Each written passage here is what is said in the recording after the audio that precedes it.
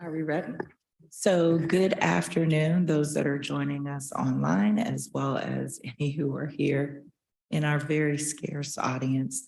I am Sika Rose Green, Executive Director of Children's Services Council of Leon County, and this is our evaluation meeting to discuss the results of our procurement process for our integrated information management system.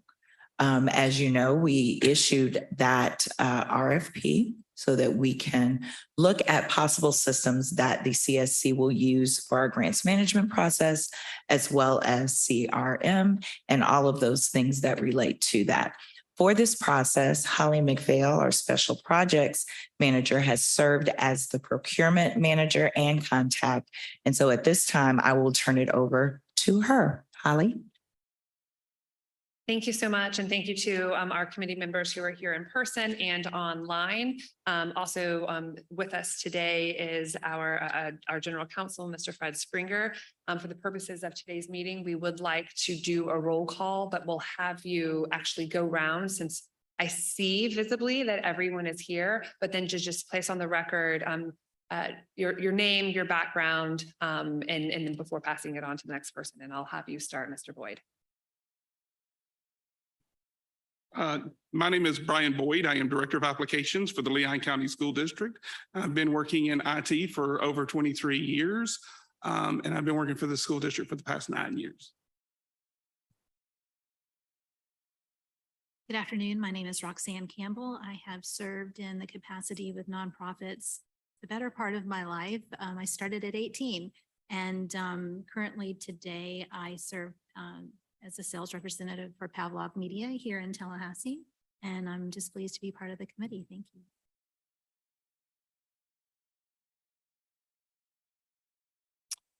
Hey, I'm Don Lindsay. I'm the Chief Information Officer for Tallahassee Memorial Healthcare. I have been there for 16 years now, and prior to that, I was with the state of Florida in various different agencies, and also served as a Chief Information Officer for Agency for Workforce Innovation for 3 years. Prior to that, I was in Leon County School System as a business ed teacher and eventually technology coordinator at Lincoln High School. And that was for 9 years. Thank you. Hey, I'm Abigail Sanders, and I'm a human services analyst for Leon County. We work with nonprofits in town and do similar RFPs using these systems. And so just have the experience of using a system like this and looking to always improve.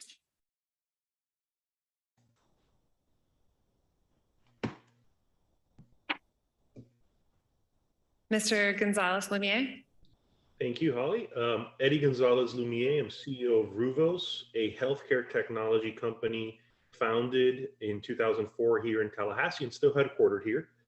I'm also the co-founder of a technology ecosystem movement called Launch Tally. And I'm a professor at Emory University's School of Public Health. I appreciate the process, and I appreciate everyone's flexibility as I recover from the flu. We appreciate you being with us. Let the record reflect that not only we have a quorum, but we have 100% participation of our committee. With that, we'll next move on to the agenda as approval of the agenda. Before I ask for a motion to approve that, we would like to add one item to the agenda before we get into the RFP evaluation ranking, and that is to identify a spokesperson from among the committee members who are present here today that would serve in the capacity of whatever formal recommendation the committee comes up with to, in essence, be that spokesperson, that signator on that particular process. So we will add that to the agenda as the new item 5 underneath general public comment. And with that, now I will ask for a motion to approve the agenda as amended. I'll make the motion. Thank you, Ms. Campbell. Also, Thank you, Mr. Gonzalez. Appreciate it. All those in favor? Aye. Thank you. Aye. The agenda is approved as amended. Now we'll move on to general public comment. Seeing that there is no members of the public here, I'm going to make the assumption that there is no general public comment. Confirmed. And next, we will go into the election or appointment of a spokesperson for the committee. Is there any individuals here that would be willing to serve in that capacity?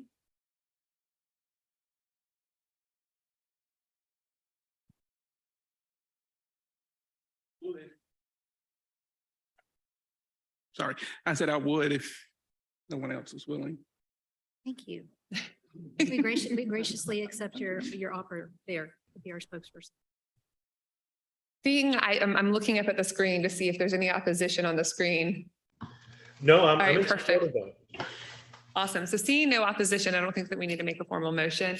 Thank you, Mr. Boyd, for volunteering to serve in that capacity. Next, we will go into the RFP evaluation ranking.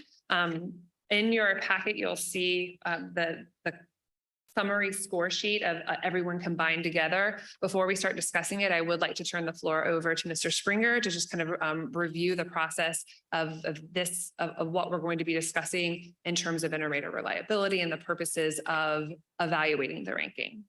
Good, thanks. So this is in some ways an easy one because usually in a competitive event, you're comparing competing proposals, right? Here, to cut to the chase, you're really the single responsive proposer is competing against reject all and redo it, okay? Which is an option.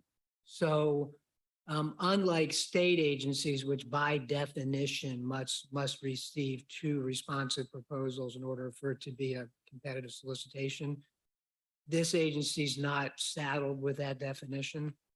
Even state agencies, there's an exception process. So even if you get 1 responsive proposal, the state agency can still conclude this is the one, and we're not going to, it's a tremendous amount of effort, as you know, because you just did it, part of it, right? There's a lot of effort to doing a competitive solicitation. So the main question today, and what we look to this committee to advise the full council, is do we go forward, does the CSC Leon go forward with this proposal and, award to this single proposer, or do you just reject all, go back to square one and redo it, okay? So typically what you're looking at there is sometimes solicitations are done poorly. They're too fast, they're ill-conceived, there's not enough effort to generate competition. There can be a variety of reasons why you don't get competing proposals that the prospective buyer has in its control. So you could go back to square one and redo it because there's things you would do differently and you would get a different outcome. You may not know the history here. I do just, secondhand, but CSC Leon did a precursor request for information process, did market research. I was at 2 meetings, one virtually, one live, where the draft solicitation document was part of the publicly discussed agenda by the full council. So as far as transparency, generating market interest, market competition, Holly can speak more to that later. My observation, just leading up to the advertisement, was it was fully transparent. There were multiple firms who demoed and were interested. The market knew about this opportunity. So you should ask yourself if you were going to go back to square one, what would the agency do differently? Okay, so just from a process perspective. And then ultimately, what you're looking for the recommendation is, would this, from a technical perspective, we had the evaluation criteria that you applied, so we still want to stick with those criteria. Does this proposer meet those, functional and technical business requirements that were in the solicitation document? And I know some of you have experience with similar organizations, so you have, firsthand what that is. But based on what was published in the RFP, comparing what the proposal is, can you give a recommendation that this proposer you know, you can confidently contract with this proposer to satisfy these requirements. That's one half of it. The other half will be looking at, we didn't score pricing, but ultimately is the pricing fair and reasonable is the ultimate criteria. And the way this was set up, we could have done a technical price trade-off, is the way it was designed. If you had competing proposers, so you could have gone to a more expensive, technically superior proposal. You don't have to get into any of that here because we don't have competing proposals. So really what you want to discuss and ultimately be confident recommending to the council that this is a fair and reasonable price. Doesn't have to be the lowest price. Maybe you could have gotten a better price. Those aren't the questions. Is this a fair and reasonable price? And we can talk more about how exactly you go about reaching that conclusion. But that's overall what the purpose of this meeting is today. And did you talk about the outcome of this meeting, what it's going to be? Yeah, that's probably a good place. Begin with the end in mind with our new spokesperson. So in terms of the process of what would happen from this step is at the conclusion of today, you'll see on the agenda recommendations of award for council consideration. To Mr. Springer's point, that recommendation could be you recommend the award or you recommend to reject all. Those would be either of the outcomes. That would then turn into a memo that is given to staff, and we would notify the respondents of that recommendation and kind of open that window or a short period of time. It's approximately 2 weeks for any comments to come forward. And then that recommendation would be formally presented by our executive director during our next general council meeting, which is on November 17th. The council would then choose to accept the recommendation or reject the recommendation based on their final say. Should you make a recommendation for award today and the council accepts that recommendation on the 17th, it would trigger us into a contract process with the winning respondent. Additional pieces? That recommendation ideally would be it's going to be in the form of a written memo. Ideally, we can leave today with that memo substantially done. So we want to use this opportunity to articulate, not every single reason, but the core reasons that'll be formally presented to the council in written form. So that's, once we get to the end of this meeting, we're going to drive to that output for today. So that's the process of what we're going to hopefully accomplish today during our time together. So with that overview in mind and looking at the RFP evaluation ranking, we also want this is an opportunity for you to not only see a reminder of how you scored the proposal, but to also see how your colleagues on the committee scored the proposal. And if you have any questions, and what we'll do is we'll go category by category to address that. If you would like to make formal changes to your score sheet submission, you are eligible to do so based on the discussion that we have here today. We like to call this inter-rater reliability, and as a part of our procurement process that we will be implementing each step for every procurement that we do, whether it is for goods and services or more for a subrecipient, like our kind of our grant process that we'll be doing with community investment partners. Just this opportunity for you to, as committee members, this is the first time that y'all are together discussing the proposal, and we want to be able to allow enough time and rich discussion for that. Two of our council committee members did submit written documentation that after today will become part of the public record. It was not required by any of the committee members, but was certainly welcomed. If other committee members after today's discussion would like to submit some written documentation for that public record, they are also permitted to do so. With that, because Mr. Boyd has volunteered to serve in the capacity of our spokesperson, we will start with category 1 and looking at that. Everyone should have a copy of that in front of them. A copy of this combined score sheet will be made. There's copies here in the room should members of the public be here. And we will also make this available on our website should anyone need to see it. And then of course, if there's any amendments that will made, the final record will reflect that. That said, so I will ask Mr. Boyd to kind of kickstart our conversations in discussing category 1, which was the experience, qualifications, and references of our respondents.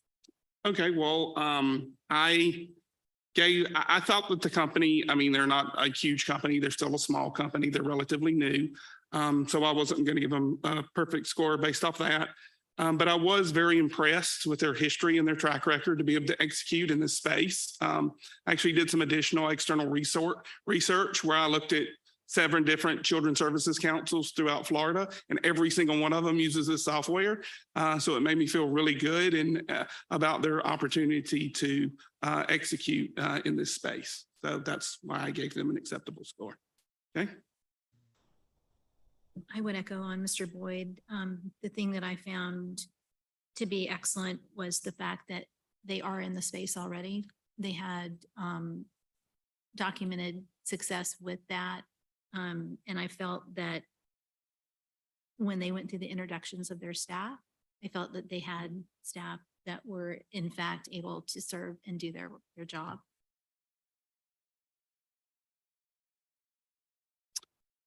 I like my predecessors. The experience has shown out across the board, being involved with the other councils throughout the state of Florida.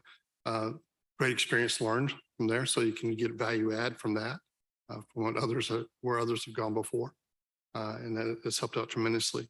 Was looking a little more for the financials, so forth, how solvent are they, and so forth, how can they sustain over time.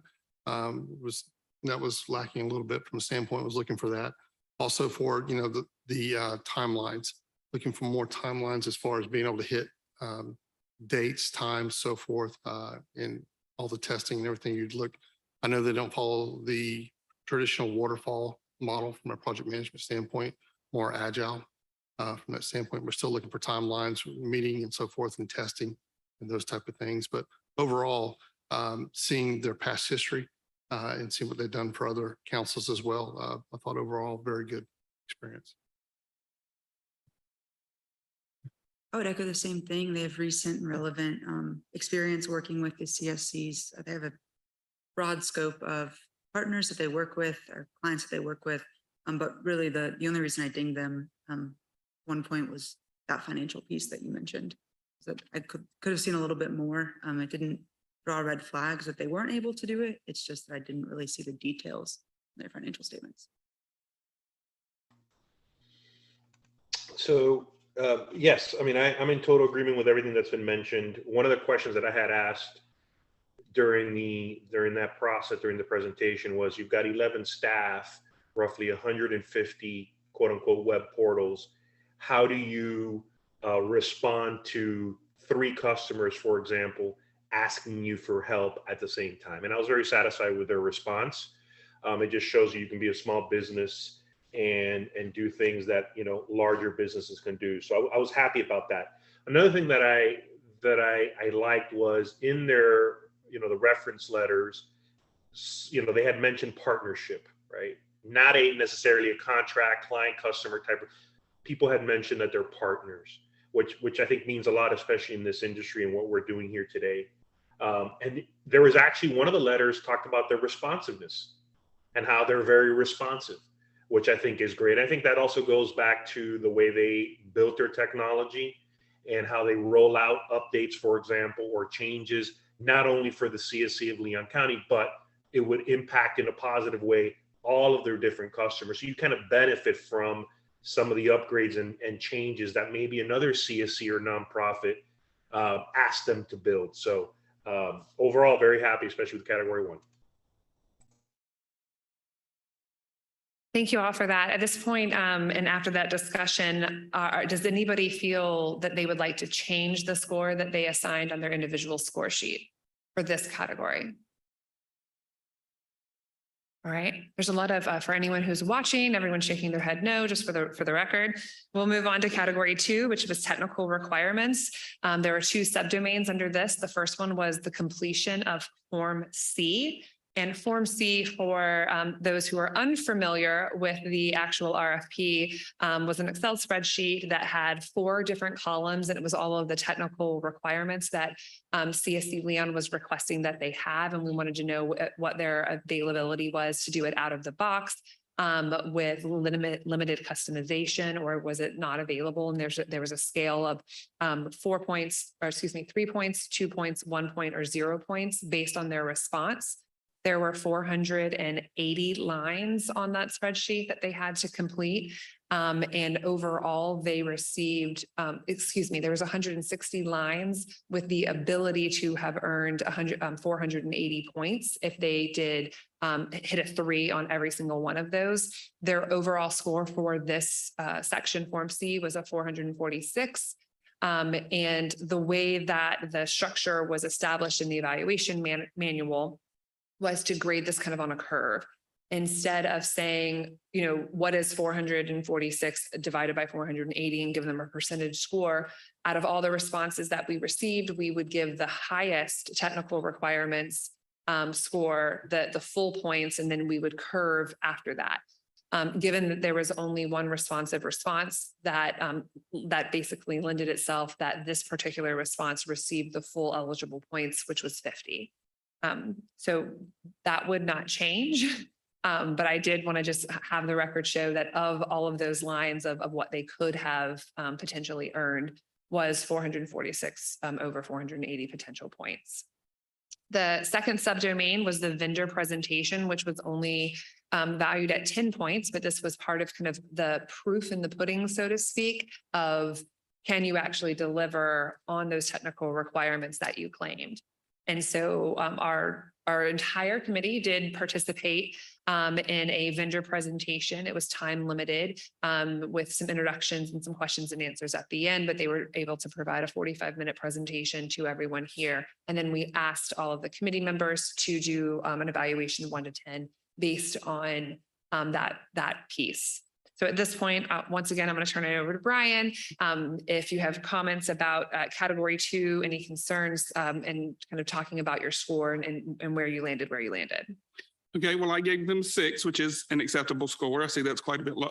It's a little bit lower than everybody else, but my justification for that was toward the very end of the presentation, Holly kind of had to remind them that they were required to show their CRM functionality, and they didn't just show it as part of the presentation. So that bothered me a little bit. It made me look like they were a little underprepared.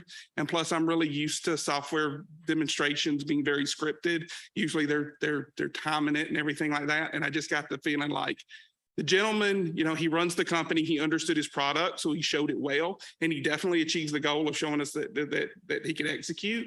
But I guess I just would have liked to see a little bit more preparation on their part. So that's kind of why I took a few points off on that score. I thought it went well.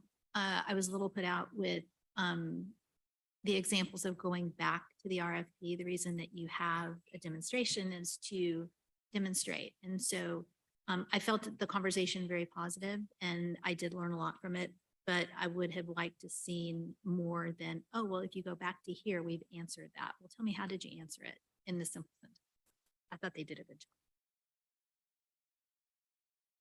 Overall, I thought the presentation was very well. They were able to show the functionality of the system in various parts. They were able to answer questions when asked as well and be able to demonstrate and show, not in full detail.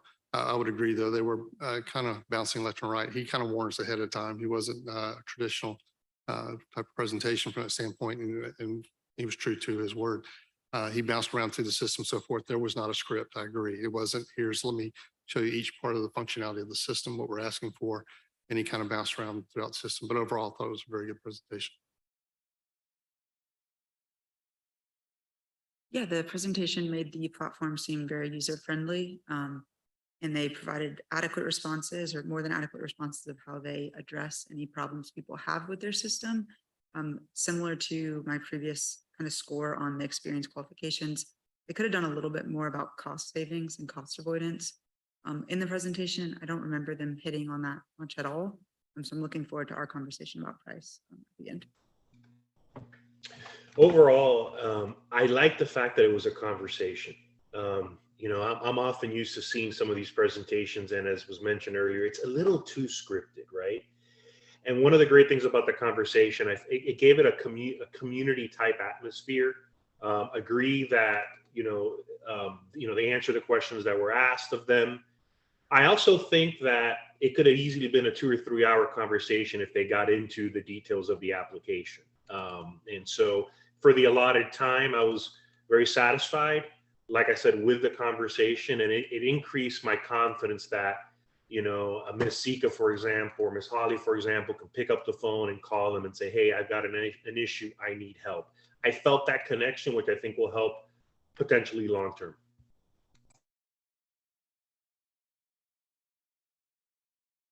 Thank you to all the committee members. At this point, I would like to ask if anyone would like to adjust, or if there's any questions you have of each other for this category, or adjust any of the scores given.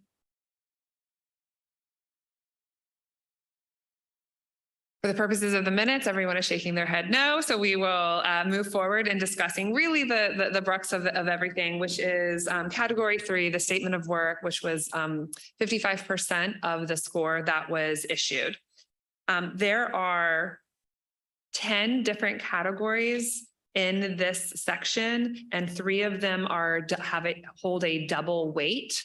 And that corresponds with all the 10 sections of the RFP. And except there's a couple of items that did not really require a response was deemed necessary, but it was identify your contract person, or so there were 3 sections that were not scored out of the total of 13 sections that were in the RFP. Those that were scored were vendor IT environment responsibilities, ADA compliance, user type and capacity, end user and client operating environment, the business modules, integration services, training services, documentation, vendor personnel, and project management. The 3 areas that carried a double weight were the vendor IT environment responsibilities, had a lot that was packed underneath that, the business modules, which was truly the meat and potatoes of their proposal, and then project management, going to what Mr. Lindsay was talking about, is how they will deliver on each of the expectations. Now, instead of going line by line by line and having you all speak to each of them, I'll start with Mr. Boyd of things that jumped out at you that you like to address. Think maybe the strengths that you saw, and maybe some of the areas of opportunity for improvement. Okay, well, from an IT environment perspective, they host the application within Amazon Web Services. They mentioned SOC 2, they mentioned SOC 3. Those are, best practices, best of breed kind of hosting environments and everything like that. So I certainly was not unhappy with that at all. From the ADA compliance perspective, from my perspective, essentially the requirement here was for them to provide a product accessibility template. And their response was essentially, we're not providing a product accessibility template. So I couldn't really give them very many points in that section because they essentially did not provide what was asked for there. As far as other things that kind of jumped out at me, I'm an IT, I'm an applications director. My world is kind of integrations. That's a big part of what I do. So I focus very heavily on the integrations piece of it. And one thing about that section that I found extremely disappointing was the section about Office 365. So I kind of read what you were looking for in that section. And I'm thinking, you're a small organization, you're a new organization. It makes sense that you're probably keeping track of a lot of your data today in Excel or in Word or things like that. And in my day-to-day life, we do a lot of importing Excel spreadsheets into SQL databases. And they said their application is built on a SQL database. And for me, this was a really good opportunity for them to get a lot of points by saying, oh yeah, you got data in Excel, we can import that into our SQL database for you all day. But they didn't say that. What they said was, well, this requires more conversation. We really don't know what you're looking for here. That part of it was just disappointing to me. That's why I kind of took some points away there. I don't want to focus on the negative too much because again, overall, if you look at the system functionality from the business modules perspective, I felt like that they did show that they do have the ability to execute. And so that was really good. And so I really appreciated that. There was a section in the documentation section where they said, we're not going to be able to provide documentation as comprehensive as what you're asking for. So I did take some points off there as well. And then the only other point that I wanted to kind of highlight, since you did say it was one of the major kind of categories, is on the project management. The Children's Services Council asked for an agile project management approach. I mean, I'm a certified Scrum Master. So when you tell me I do agile, I'm looking for you to say certain buzzwords. I want you to say product backlog. I want you to say standing meetings. I want you to say Scrum backlog. But they just said, we do agile. But they didn't give me anything to prove they can do agile. So that was a little disappointing to me. But I also kind of understand that overall, I think this project is going to be less of a development effort and it's more of just an implementation. And in those kind of instances, agile is really not always the most appropriate project management approach. So then they went into more, so I didn't hit them too hard on that section because they did go more into, okay, we're going to do a lot of timelines and things like that in a more traditional project management approach. So I did appreciate that. So those were just kind of the things that stood out to me. I personally felt that when I went through the documentation, I thought that they did a good job. Especially when coming from nonprofits helping nonprofits, you know, sometimes there's the heart is there, but sometimes the capacity is lacking. And so when I read the proposal, I was very excited of the quality. I've read some that have not been as well. So my thing is that they were very good at explaining how they collaborate with others during their presentation.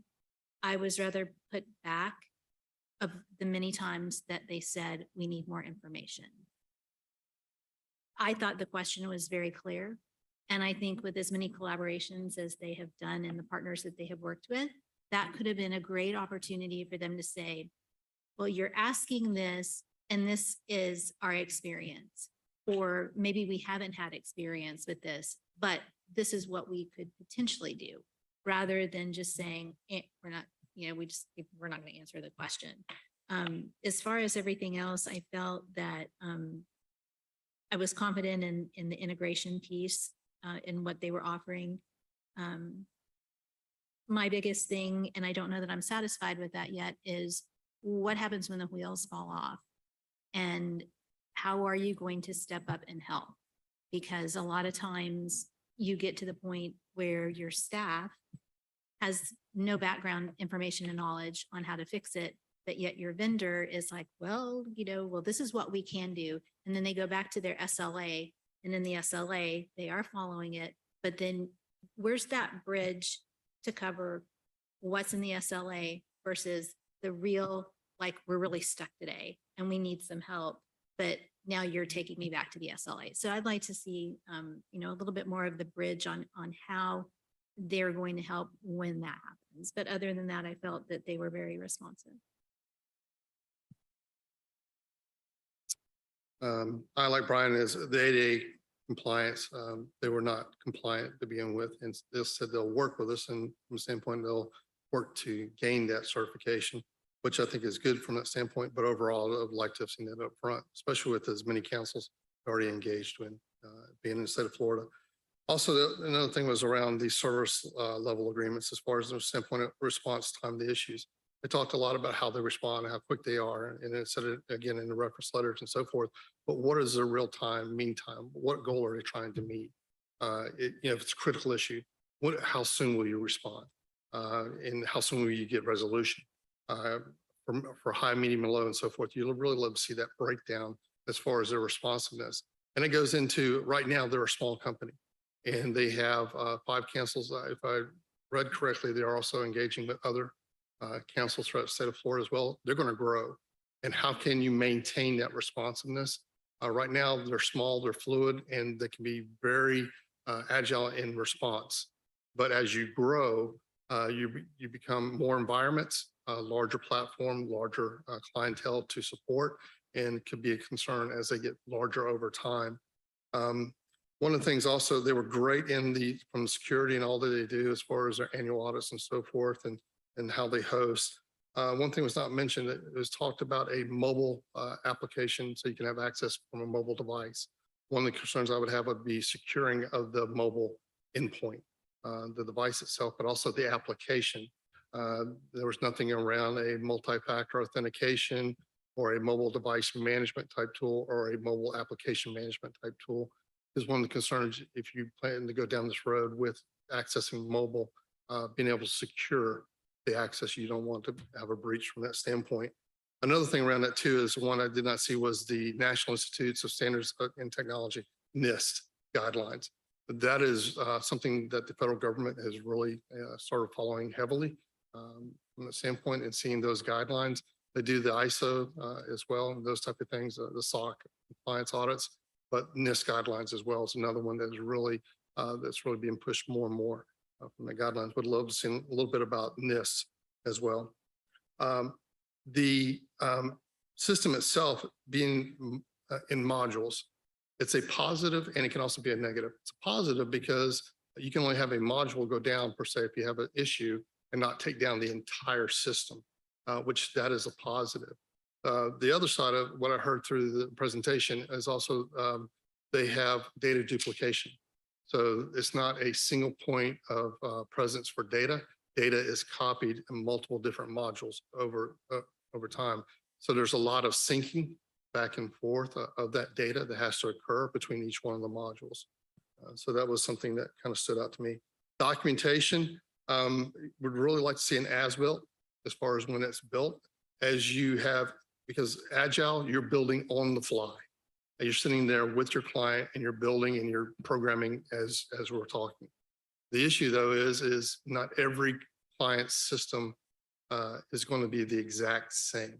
There's going to be nuances between each one, how each one is built.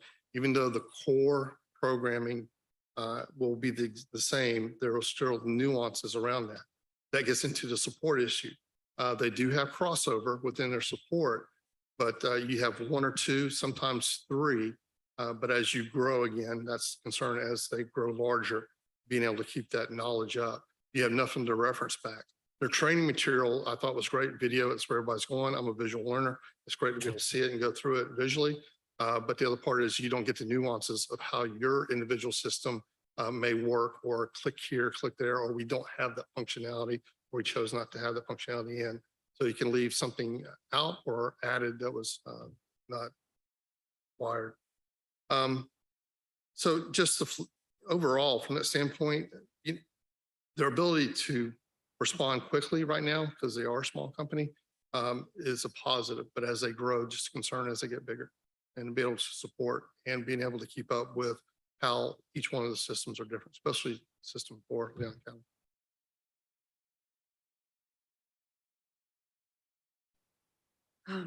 So the first one, the vendor IT, I think I scored less than everyone else on that one. And solely was because I didn't feel like they answered a final question about subcontractors. But if that's not the most critical piece, because the who they work with, the Amazon, the AWS, I'm happy to move my score to 5. I'm not as familiar with the IT piece of it. The way I looked at this most was through the user. We run a similar platform for nonprofits and nonprofit managements of grants and solicitations. And this seemed really user-friendly as far as how do you, through the vendor presentation, but also just reading through how organizations can submit information. It's more expansive, I believe, than some of the things that we've currently seen and that we utilize. There were pieces that I know that I've thought about as I've worked through these systems, and they meet those or exceed those. And then the other piece was just the tickets that they do and the help tickets. They seemed very, they talked about responsiveness. Sometimes there are help tickets that are available, but nothing ever happens with those help tickets once they're submitted. And so just the fact that people could speak to them being answered, I thought was huge, given some of the clientele they'll work with that are using the system. And even though they didn't have the documentation that CSC was looking for, I thought they had an adequate response of what they do to address that. So, hey, we may not have an actual manual that shows you, on page 7, you can find out X, Y, and Z. I have written a lot of manuals and most people don't care about them anyways. And so just the fact that you could have like, okay, we're going to just avoid that already and go straight to here's a video. Here's the simple step-by-step that I can just show you on this. I thought was very helpful based on if you guys are working with the same people that we work with on a lot of the grants, then I think that would be a huge help to have that piece in there.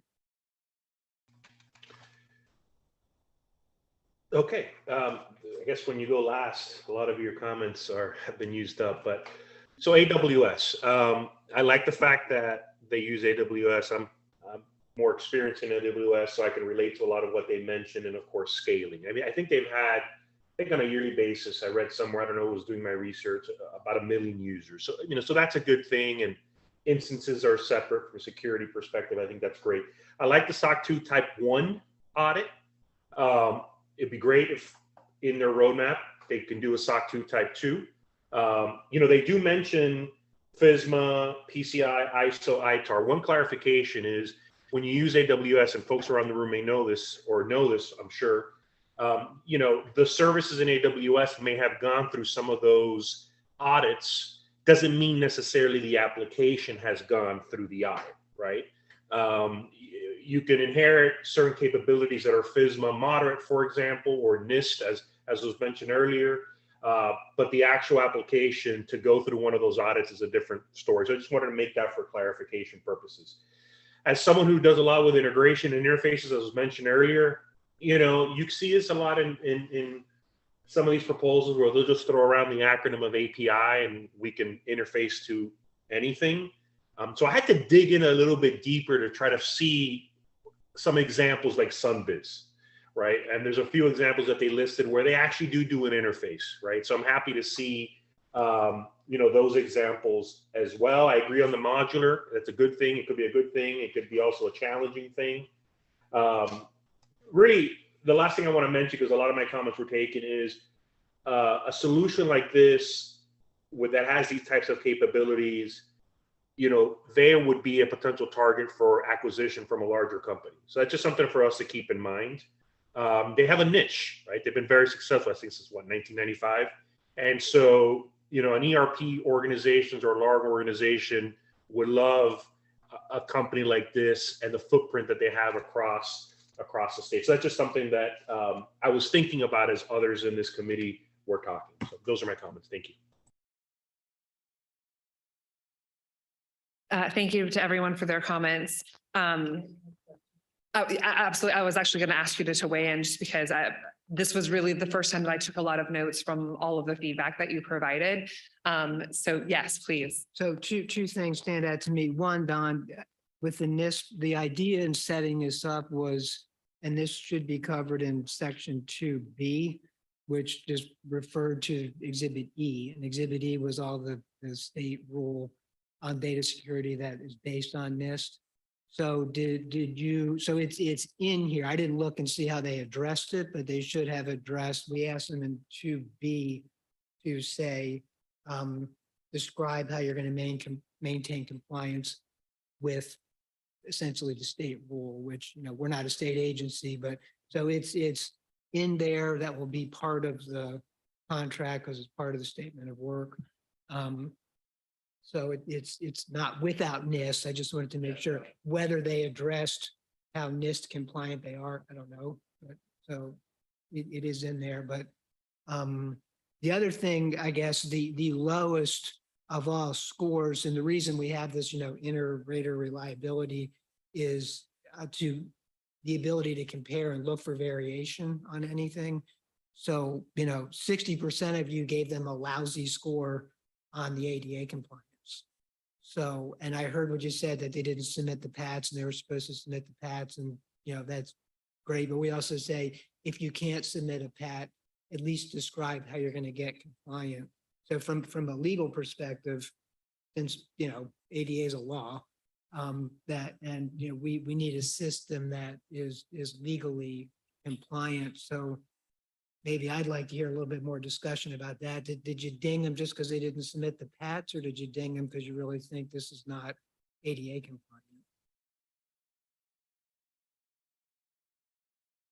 I think I dinged them because I was looking for more there. It wasn't that, again, like some of their stuff, that it was a red flag as much as it's like in some of the other questions, they didn't fully respond to the question. So that they got into so many details in several parts of their application. And then for the ADA piece, it was like, oh, that's all you've got? Okay. And so I felt like if they had more, they would have said more, because that's typically what they were doing everywhere else. But there wasn't anything that said like, oh, we don't tailor to this. We aren't doing, it wasn't like a no answer. It was just inadequate for me. I don't know how, Dawn and respond a little bit lower as well. So. For the purposes just of anyone who might be listening, I do just want to kind of just read the response. I don't think that this particular response is covered by anything, but they say that they provide cloud-based office data management and office automation services to city, county, and state government agencies in the state of Florida. We have achieved SOC 2 compliance and are always working to make sure how our applications meet accessibility guidelines. If we're chosen by CSC Leon, we will review the requirements to complete the product accessibility template, or PAT, which is what everyone's making reference to, just for those of anyone who might be listening. Yeah, I was looking for more. Yes, we are. This is what we'll do. I'm looking for the steps where they were going to take us to become compliant. And that was not truly spelled out within the response. I think it was more of, if we're the vendor chosen choice, we will work with you to achieve it. And it's like, okay, that's a promise, but where is it truly? What are we doing? What are you doing now today to get down that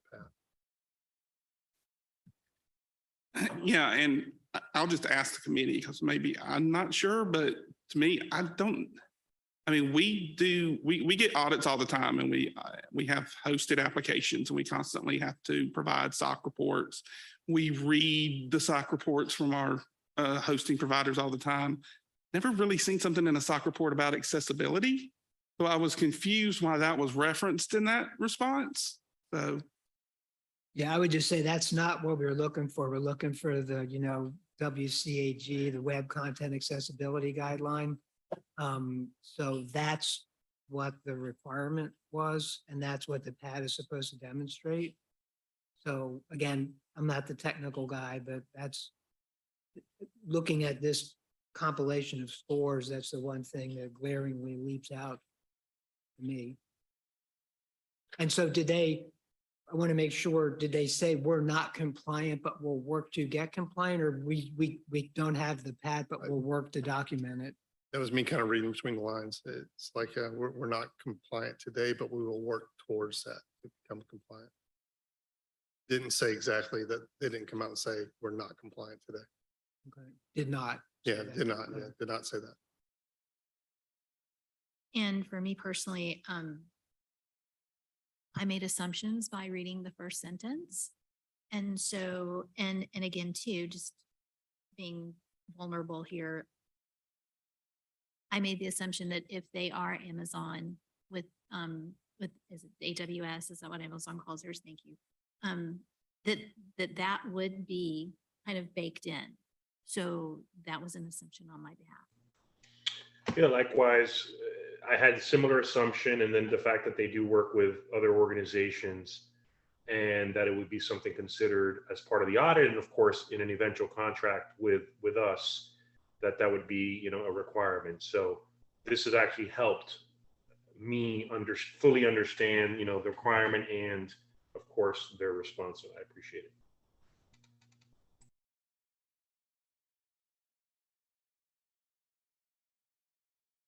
Wasn't there a second piece that you had a question on? No, the two I wanted to call out were the NIST, which is in Exhibit F, or E, Schedule E. So that is part of it, and they should have addressed that. And then the other was, on the ADA compliance. Based on the discussion, first of all, it's enriching discussion. And I think that no matter what decision is made here today, that whatever entity that we do eventually contract with, whether that's recommended today or at another point, that the input by the committee here in discussing those are elements of an eventual contract that would be baked in.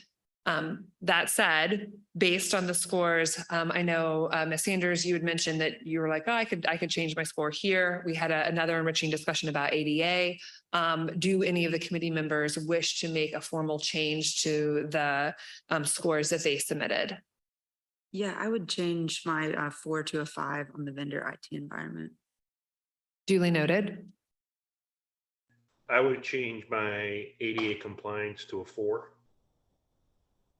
Thanks to the conversation. Duly noted. And I would like to reduce mine on the ADA to a 3. Duly noted. Thank you. Based on the changes that were offered in each of these, it doesn't change the bottom percentages dramatically. I will be updating our spreadsheet to kind of show those, but you'll see that those in terms of the overall score for each of them, it doesn't change it too much. While we're working, I can probably pull that up on the screen and show if there's any more changes in terms of the average. Looking at this, it's about an 88% average for the total overall score, considering category 1, category 2, and category 3 for this particular response. Given that we've had the discussion kind of going through the ranking, next I'd like to turn our attention to having a conversation about price. 88% and just kind of holding that as the overall average score. Actually, I think it'll come down to about an 80. If I'm doing my math in my head and I'm doing it in my head, I think it's an 87.2 as the actual average between the 5 scores as amended. But don't quote me on that. When I publish the document, we'll know, but it's somewhere around there. So we have that kind of to kind of set aside and then to have a conversation about price. And I will ask our general counsel to just remind us of the kind of the impetus in our definition of best value and where the discussion of price comes in. Right. And before we do that, just before we leave the technical, because we said this, but on the Form C, the auto scored, the weighted score, again, that the way it was designed was we had a very ideal set of requirements. So whoever came closest to our ideal would get the highest score, and everybody else would get all the points. Everybody else would get a pro rata share. So Holly mentioned the ideal total point score was 480 and they got 446. That's 93%. So their raw score was a very solid A. So they actually did best on that in the technical requirements. If the average of the experience was 88%, that's a high B. The average of the statement of work was also a high 80s, that's a high B. Their best score against the requirements as validated through the demonstration was on the technical requirements. So that, was a solid A. So with that in mind, usually the best value is a procurement approach that allows the buyer to trade off between, it's not just the lowest price, but there's a limit to, I don't want the best solution because it might be too expensive for me. So the notion of best value and the way this was set up allows the trade-off. Sometimes you can do the least expensive, minimally technically acceptable. And these are all variations that lean more in a competitive environment when you're trying to compare competing offers. Here, what it comes down to, particularly since it's so solid on the technical, is the price fair and reasonable? And usually the other jurisdictions, the federal government in particular, has much more robust guidance there than state or county law. But fair and reasonable, you can do price validation usually through competition. So you compare the prices in your competitive event, and the lowest one is fair because they were lower than everybody else. Here we don't have that, right? So the guidance is there's 2 ways you can do it under federal law, which is a good measure. We're not bound by it, but we can take it for what it's worth. Is even if there's only one proposer, if we conclude that proposer thought there would be competition and there's no reason to believe that they knew they were the only one, like a sole source situation. Sometimes it's hard to justify fair and reasonable pricing if you know you're negotiating with a sole source, right? So we ran a competitive event. It was fully transparent. The report on the RFI process was public, so they knew how many 4 participants were in the RFI. There were officially 5 responses, but 4 that were viable, if you will. One of them was basically a 1-page response that said that this would cost over $1 million. Yeah, but so I take from that through what this vendor would have known, they would have thought there was competition. I've seen nothing to lead me to conclude or suspect that they would have thought they were the only proposer, right? So that by itself is one way that the feds say, hey, look at this. So even if they're the only one, if they thought they were competing, you can take some comfort in that. So that's one ground. The other ground is compare it to other prices. So what's been paid in the past, comparison of prices to historical prices. So, and here we've got the sister organizations that through the market research, through the RFI process, and Holly, I think Eddie might have been involved in that, but I'd encourage you to discuss that some, because we do have the basis of that market research, both through the RFI and then through the independent market research that Holly did. So, we're not just relying on pricing received in response to this event. We've got price information that were paid for very similar products to very similar organizations in the very recent past. And to me, that's a very sound basis to reach a conclusion about whether this pricing is fair and reasonable. So you want to just share what? Sure. So kind of the first thing that happened when the organization was first stood up and under the guidance of the interim administrator, knowing that we would need a data system and wanting to put aside part of the budget related to, we needed to develop some sort of system. What should that look like?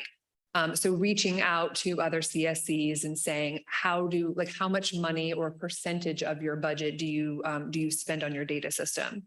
Now, not all CSCs are created equal. And what I mean by that is that the ad valorem tax base for various CSCs looks very different. If you have a population the size of Broward County, it's going to look a lot different than the size of Leon County. That said, what they're able to invest in kind of like hitting that minimum threshold, what we were really interested in are those counties that have children's services councils that operate in a like size county. So we took a lot of our cues from those entities, as well as talking to just outside of the children's services limited scope. And I say limited because there's 67 counties. And at the time, there were only 11 counties that were operating a CSC, and not all of them had a robust data system. So we were looking at other data systems of how much they might cost. What does that look like? Even comparing them to state government as well as local government and what that might look like. Given though that we operate in a very narrow scope and looking more similarly, I don't want to say that we're operating like a nonprofit, but it doesn't necessarily even say like, oh, let us go look at what the school district of Leon County is spending on their data system, right? It's not apples to apples in that kind of vein. Based on that research, that's when they originally, the council and the treasurer and the budget and finance committee came up with this ballpark figure of 150,000 is what we're going to earmark for this and put that into the budget. And that's been in the budget since the very first budget that was passed based on those conversations. Part of the RFI process was to determine what we want to build. Is that even possible for that budget? Like that was ultimately the question of what we want. Does it exist? Are there entities out there that can do it in a off-the-shelf model as much as possible? And can we do it for this kind of price point? The RFI process yielded responses that kind of indicated that the one component of finance and accounting is really what would set it over the budget that we had indicated. That if you're really just focused on these modules, and at the time that we did an RFI, we included a whole nother business module that was to really be more like an enterprise resource planning tool as it relates to finance and accounting, HR modules, things like that. Some of the respondents in the RFI process responded specifically for that piece because that was their expertise. And it was like, oh, we can do that and add on these other things. We can build out these other modules. But there were a handful of respondents to that through the RFI process, we did do demonstrations with.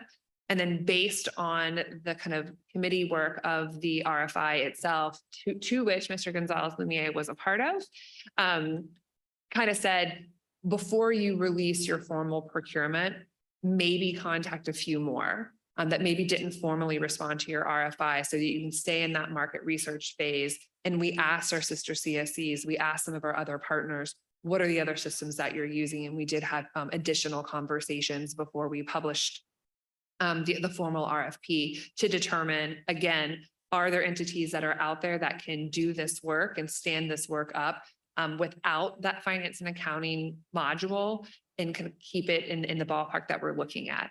And we had more than one. It was 3 of the 5 presentations absolutely said that they could work within that budget. In fact, one of them was like, yeah, for your first year, it's about give or take, you're sitting around that 100, 150 mark.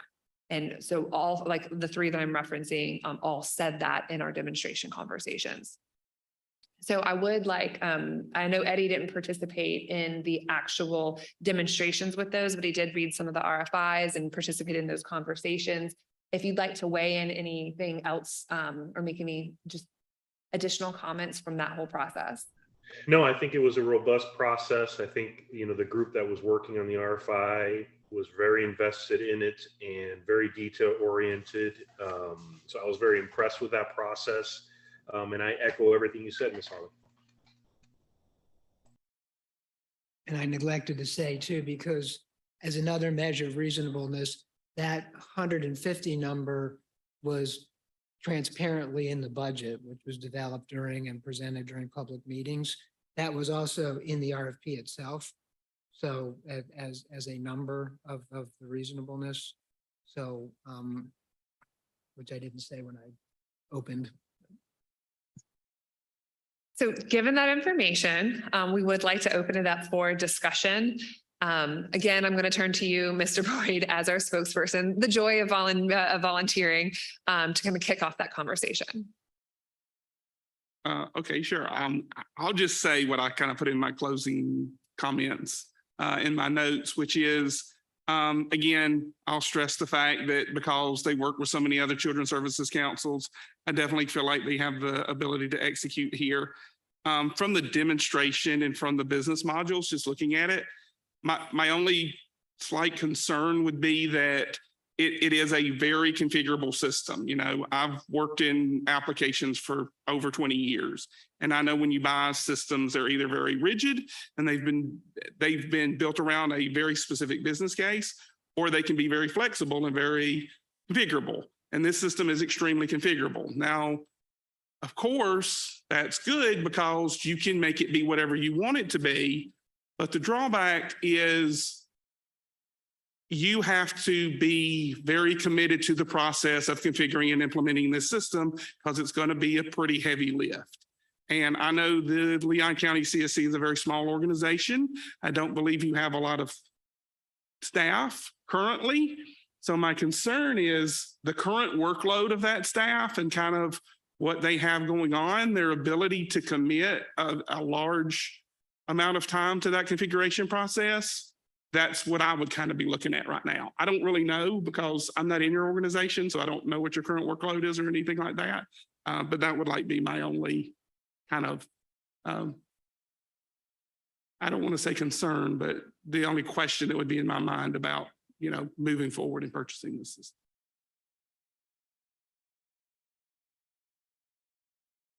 From experience, I would concur. I've seen many organizations get very excited about having a wonderful tool to work with.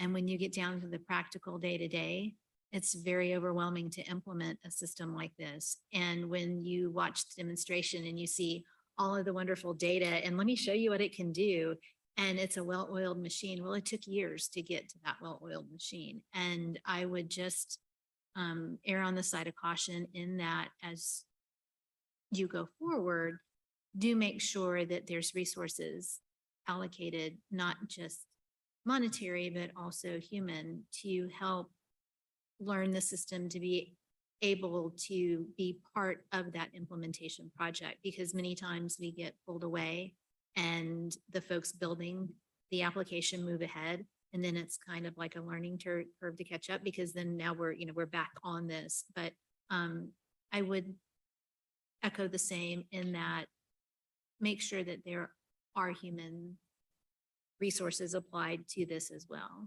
But I think monetarily, I think that they gave a decent price on what all it can do.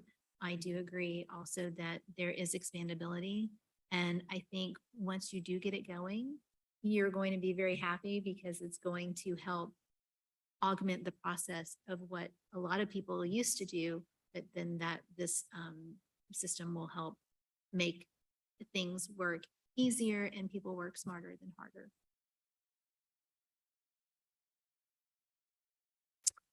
Three things to look for in projects: statement of work, key resources, and a project plan.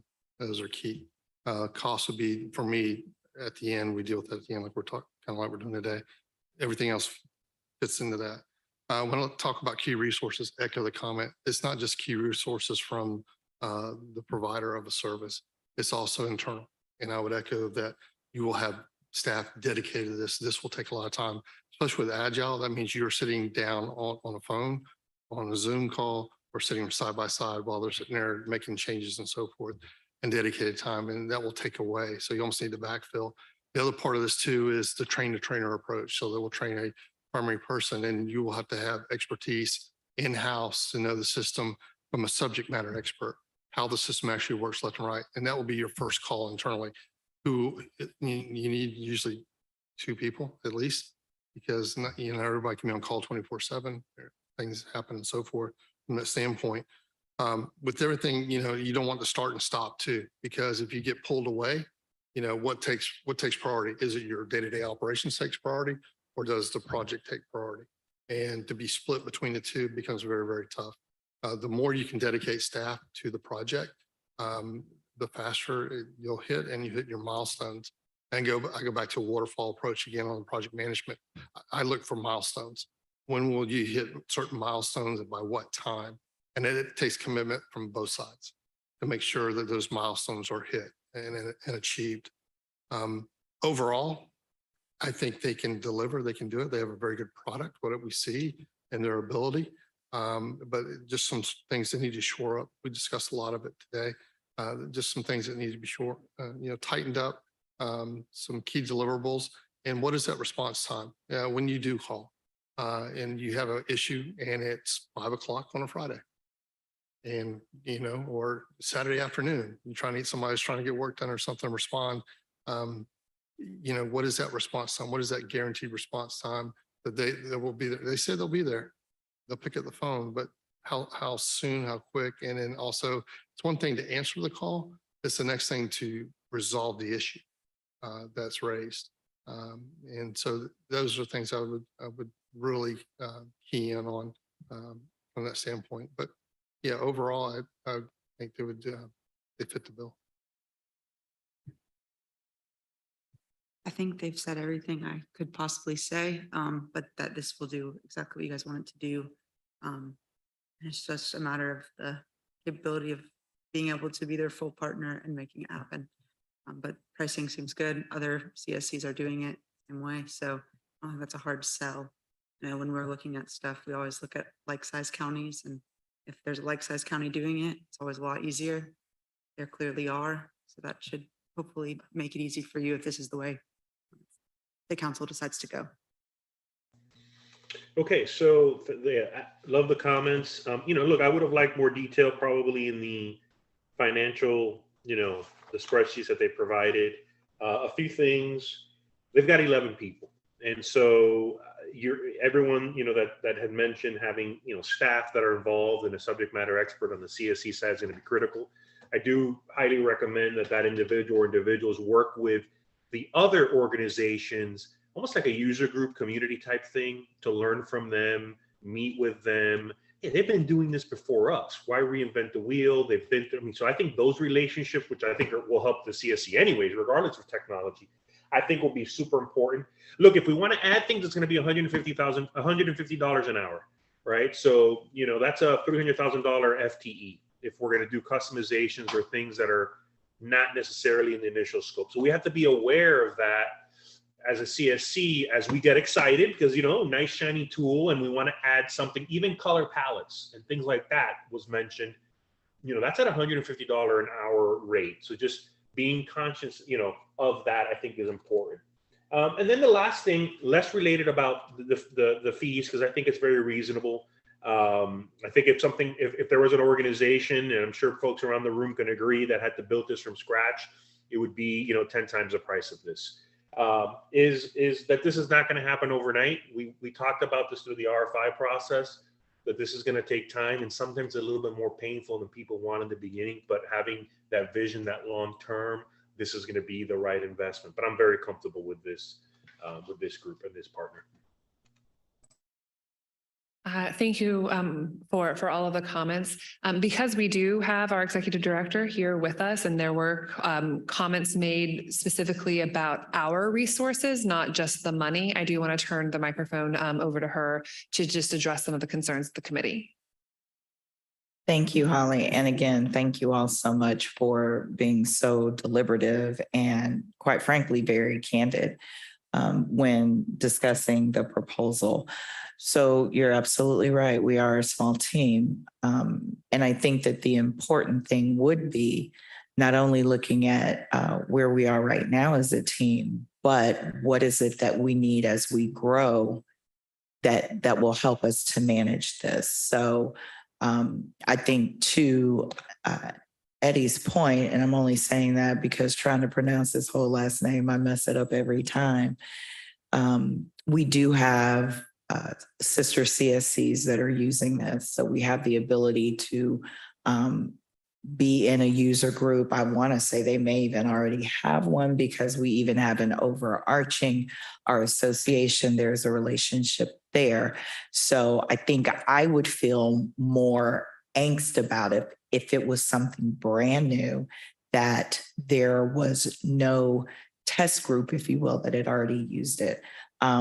That being said, though, I do come from a space where there's always somebody that can show you in-house what you're doing wrong, because normally it's what user error first and then move from there. So I don't know why this is making that noise. So I am listening to everything you all are saying. And as I think about staffing plans moving into the next 48, 36, 48, however many months plus 12, how we look at bringing some sort of staff on that will help us to become that internal subject matter expert, in addition to the staff that will be using this on a daily basis as it, integrates and incorporates. And then the last thing I will say is, as I've been saying all along, it is going to be vitally important to manage expectations. While we said we want something out of the box, and this, for the most part, would be that if the recommendation moves forward, there is still onboarding, there is still customization, there is still trying it out, seeing if it spits out the way. So we still do not expect to have something up and running that's going to give us all of that data, accountability, everything that I just discussed this morning at the Children's Summit, but that it will be an iterative process. And the expectation needs to be that we're moving in the direction to be able to eventually have good inputs that come in, And so we get good inputs coming out. But I just want to, again, thank you and let you know that I was back here typing and listening to everything that you all were saying. And I am so appreciative that there are smarter people in this room than I am regarding our IT needs and where we will end up. Thank you.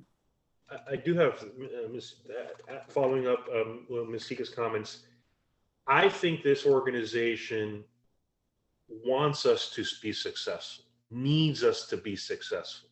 This is such a small community that any ripple effect, any negativity will have an impact, and people within an hour will know about it through our sister CSCs. Whereas if it was another entity, someone building something from scratch, someone that has not been a part of this community for many, many, many years, those relationships and that commitment that they've had for those years would not be present. So, I mean, I think that's also a good thing. They have to deliver. And so there's a little bit of extra pressure on them for this process to go well, which I think is another benefit.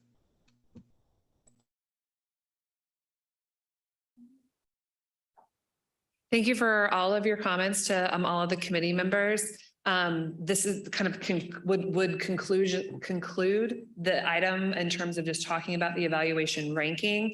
Before we move into the next item on the agenda, which is formulating that recommendation, do you feel that you've had enough discussion that you as an individual are ready to make a recommendation to bring forward for hopeful consensus?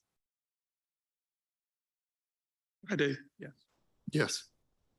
So I see heads nodding, and I think everybody has said that we are ready to move forward in that. Based on that, I would like to once again ask our general counsel in terms of just to remind us in making the recommendation, what are the choices before us and what are the expectations? And I will be live scribing in terms of comments that you might have that would feed into whatever the eventual memo would emerge based on the discussion, whichever way you go. Right. So process-wise, the output has to be some written recommendation to the council for their meeting in 2 weeks. The choices are, we can reject the single responsive proposal and redo the solicitation and run another competition and try and get more proposals and compare them. Or we can recommend award to this proposer. And in making that recommendation, you would want to be reasonably confident in their technical capabilities. And again, the self-scoring against the idealized set of requirements was a low A, which got demonstrated. So we've got that. Their description where you focused on the statement of work was, a very high B. So that's what we've got in front of us from a technical perspective. And then at a price that's fair and reasonable. So that's really what you've got to, do. So if we can reach consensus on that, so we can do a straw vote or whatever, it doesn't have to be majority, it doesn't have to be unanimous. There's flexibility in what consensus, how we demonstrate consensus. But if you can reach agreement on that and reduce that to writing, then this committee has concluded its work, and then you pass that recommendation on to the council. So what I'd like to propose is kind of two options forward. One is that individually we can go around and say, and you can let us know what you're recommending, either to move forward with a recommendation of award, or to the second option was to reject all, and then to just provide your justification for whatever it is that you're suggesting. Again, I'll take notes. The second option would be, as Mr. Springer said, we could just do kind of a quick straw poll of, are we recommending award or are we rejecting all? And then go one by one of the reasons why we're making that recommendation. So Mr. Boyd, I'm going to ask you in terms of, again, as a spokesperson, which pathway you'd like to do. Do we want to go around individually to start, or do the quick straw poll option? I would say we could just go around individually. Yeah, and maybe you can, because I feel like the last time we went around, I heard from everybody your basic justification. You certainly Mhm. can say more. I don't want to create more work for you and put you on the spot again. If the goal is to reduce that to writing, if you feel like you would just be repeating what you've already said, because I do feel like we've heard, you should certainly say more if you wish. I just don't want to put everybody on the spot and make you feel like you're forced to say it again. Want me to start? Yes, please. So based on everything what we've heard, I would recommend that you move forward with making an award. I would like to recommend to go forward as well. Recommendation for award. Recommendation for award as well. Recommendation for award. Well, we've definitely reached consensus. And then, so we do have a draft and with kind of the summary that Mr. Springer shared. What the next steps will be, we'll to formalize that and send that round directly to Mr. Boyd for affixing your signature on it to make sure that you feel comfortable with it. A copy will be provided to all of the committee members. That recommendation of award will also be communicated in writing directly to all the respondents. And provided to our executive director to submit for inclusion at our next council meeting for discussion on November 17th. Anything else you'd like? Right, and again, just, it's your memo, but it'll come from you, but basically it's a description of the process, which, how you've seen it, so it's got that in it. And then the objective facts of the scores, and then ultimately it would be, because it meets the technical and business requirements that are in the solicitation, and the price is fair and reasonable. So there's no mystery about what, it'll say everything you discussed today, but reduced to, a couple pages in writing. So if you feel like you want to add anything else to the group memo, but the main purpose of that is to document it so it can be passed formally to the full council. And it'll be a public record. With that, I will open it up for committee member comments. Any comments that you had, you don't feel compelled to add anything else, but it is formally on the agenda if you'd like to add any additional comments. I'd like to recognize the staff, Mr. Springer as well. I think we've all been through many of these processes before. This was well run. It was fair. Communication was outstanding, and it kind of makes our job easy. So just want to share that for the record. Thank you. Seeing no other comments, we are officially adjourned at 3:23. I want to thank you again all for your service. We really, really appreciate you. And we'll let you know what happens in 2 weeks. Thanks, everyone. Thank you. And yeah, we will be, if you would like to join in person, you can. We will be at the Children's Forum on the first floor, which is, if you know where BW3s is on Magnolia, then feel free to join us at 4 p.m. And then she's saying the address and I can't hear her. Well, thank you. Or you can follow us on YouTube. That's acceptable too.